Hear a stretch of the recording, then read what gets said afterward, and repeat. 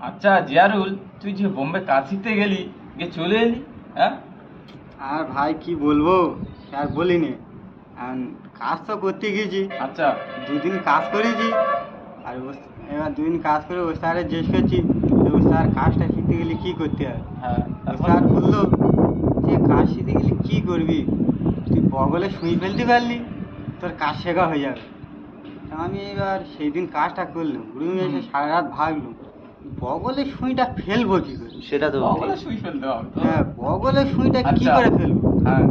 আমি তো চিন্তা করছি বগলে সুইটা ফেলবো কী করে, কাজ করবো মিনিট কাজ করবো হাতে সুই পরে বগলে কী করে ফেলবো। এই ব্যাপার হ্যাঁ, তাহলে। তা আমি তো চিন্তা করে পারিনি তো কি হলো?